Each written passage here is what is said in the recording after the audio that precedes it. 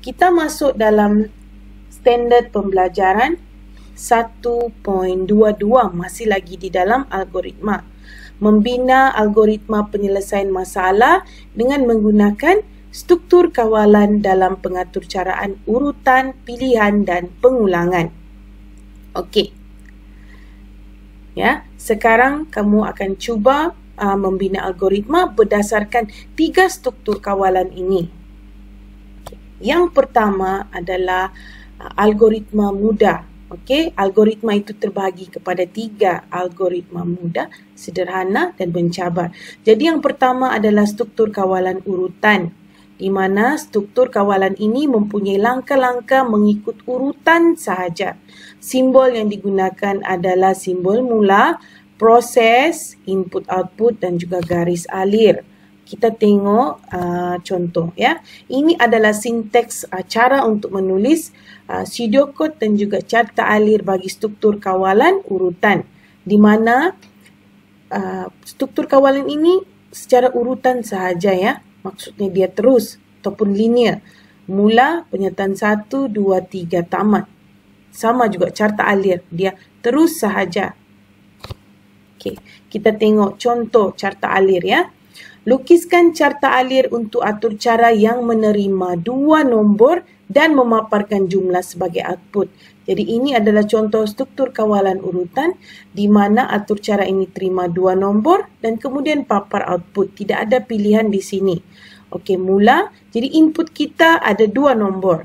Input nombor 1, input nombor 2. Kemudian prosesnya adalah apa yang kita perlu? Jumlah. Jadi prosesnya adalah jumlah sama dengan nombor 1 campur nombor 2.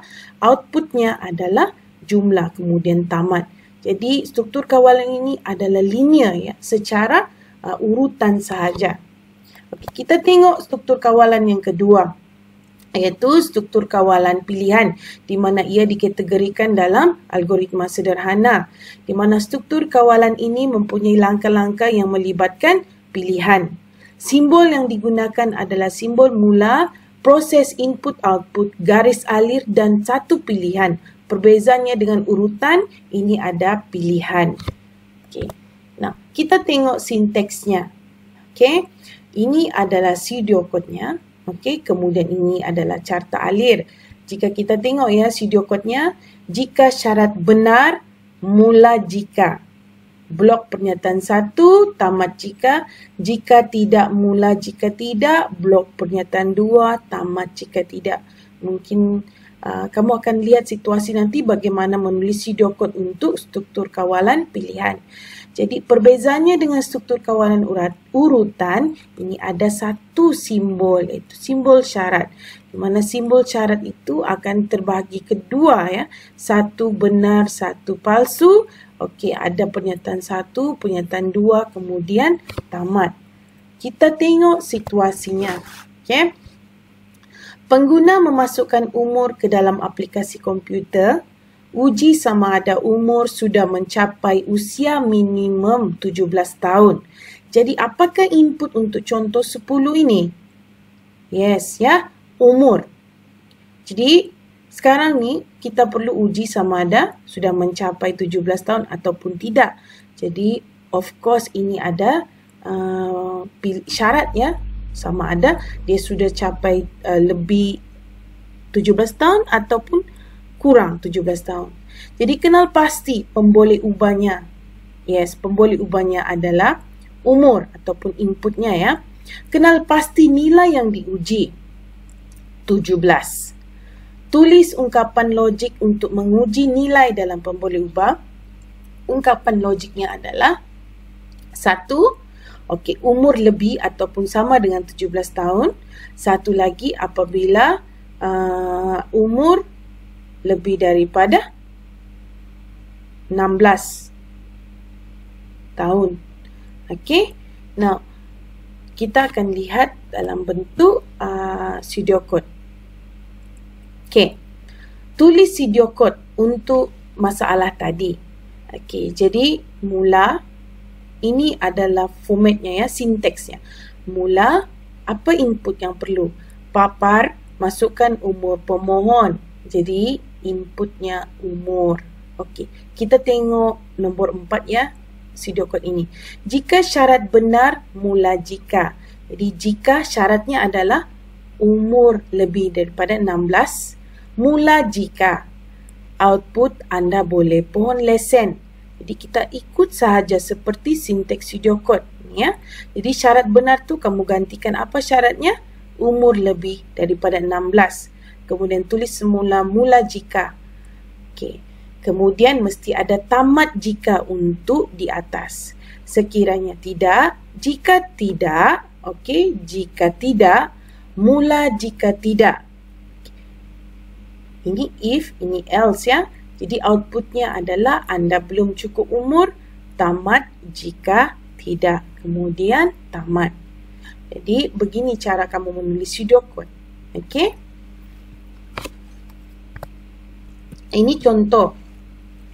Contoh carta alir. Okey. Mula, kemudian papar masukkan umur pemohon. Kita minta ini input ya. Kemudian input umur, kita akan jumpa satu pilihan. Okey, satu syarat. Iaitu umur lebih daripada 16. Benar, anda boleh pohon lesen. Kemudian palsu, anda belum cukup umur. Kemudian tamat. Okey, jelas ya.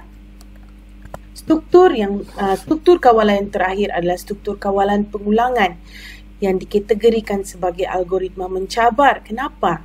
Okey, sebab struktur kawalan ini mempunyai langkah-langkah yang melibatkan pilihan dan ulangan. Simbol yang digunakan adalah simbol mula, proses, input-output, garis alir, dan satu ataupun lebih pilihan. Okey. Kita tengok pseudocode-nya. Ya. Pseudocode-nya mudah saja. Selagi syarat. Okey. Mula selagi, blok pernyataan tamat selagi. Okey. Now, kita tengok carta alir. Mula, kita ada satu syarat. Jadi sekiranya benar ada satu blok pernyataan. Okey, di sini pengulangan akan berlaku. Bila benar dia akan masuk lagi daripada atas. Benar masuk sehinggalah palsu kemudian tamat. Jadi apa yang berlaku dalam struktur kawalan pengulangan ada syarat dan juga ada pengulangan di sini. Kita tengok situasinya. Okey, tulis pseudocode untuk aplikasi yang akan mencetak teks "Saya gembira hadir ke sekolah hari ini" sebanyak 5 kali. Jadi ada pengulangan di sini. Pengulangannya adalah "Saya gembira hadir ke sekolah hari ini" sebanyak 5 kali. Jadi kita akan gunakan struktur kawalan pengulangan. Okey, pseudocode-nya seperti biasa ada mula, kemudian pembilang itu diperlukan untuk kita set ya, mau 5 kali. Pembilang kita set kepada 0. Okey.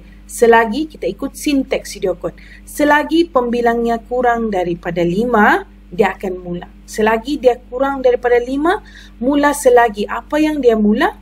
Outputnya adalah "Saya gembira hadir ke sekolah hari ini".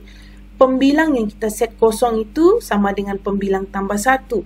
Jadi dia akan berulang-ulang sehinggalah pembilang itu sama dengan 5. Ya. Okey. Nah, kita tengok. Ini adalah carta alirnya. Lukis carta alir untuk aplikasi yang akan mencetak teks "Saya gembira hadir ke sekolah hari ini" sebanyak 5 kali.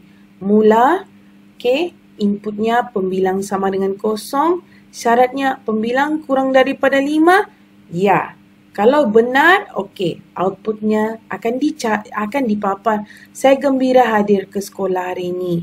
Jadi tadi 0 tambah 1, 1. Okey, kurang daripada 5, benar. Jadi cara ni akan berulang-ulang sehinggalah dia lebih besar daripada 5, barulah atur cara ni akan tamat.